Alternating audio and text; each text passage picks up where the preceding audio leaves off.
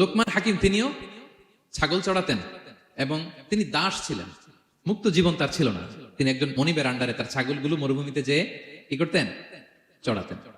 মজার ব্যাপার হচ্ছে, সারা দুপুর, সারা বিকেল, সারা দিন ছাগল চড়িয়ে আসার পরে লোকমান যখন বাসায় ফিরে আসতো, তখন এলাকার লোকজন সবাই লোকমানের কাছে জড়ো হতো, আর উনি তাদেরকে তার প্রজ্ঞা, তার বিজ্ঞচিত কথাগুলো শেয়ার করতেন, শোনাতেন, এগুলো বলতেন।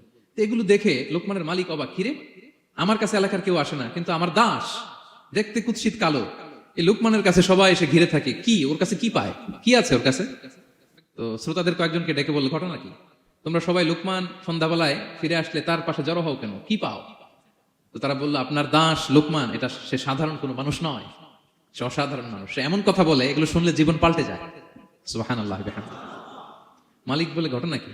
আমি ওর মালিক, কই কোনোদিন তো এরকম ওর সাথে কোনো কনভারসেশনে যাই নাই, কথা হয় নাই, আমি তো শুনি নাই, দেখি আজকে চেক করে দেখি কি ওর এত বিজ্ঞতা, এত জ্ঞান, এত প্রাজ্ঞতা কিসের দেখি। তো আজকে সন্ধ্যাবেলায় ফিরছে, উনি বলতেছে, ইয়া লোকমান, ইযবাহ লানা শাতান, একটা ছাগল জবাই করো, ওয়া আখরিজ মিনহা আতিয়াবা মুদগাতাইন, এবার এই ছাগলের সবচেয়ে শ্রেষ্ঠ দুইটা অঙ্গ কেটে নিয়ে আসো, যাও। ফাআখরাজাল লিসান ওয়াল কলব, লোকমান যে ছাগল জবাই করে ছাগলের জিহ্বাটা আর কলব, হার্ট, এই দুইটা কেটে নিয়ে আসছে, বলছে এই দুইটা শ্রেষ্ঠ। বলছে আচ্ছা ঠিক আছে।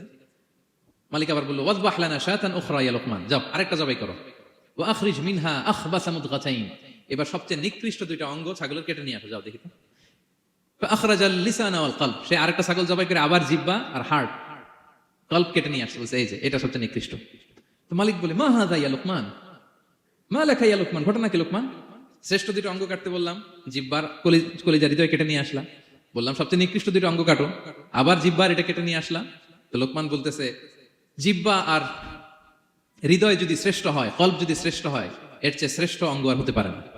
আর জিহ্বা আর কলব যদি খারাপ হয়, মানুষের মুখ আর হৃদয় যদি খারাপ হয়, এর চেয়ে নিকৃষ্ট অঙ্গ আর হতে পারে না। সে তো অবাক, তাই তো?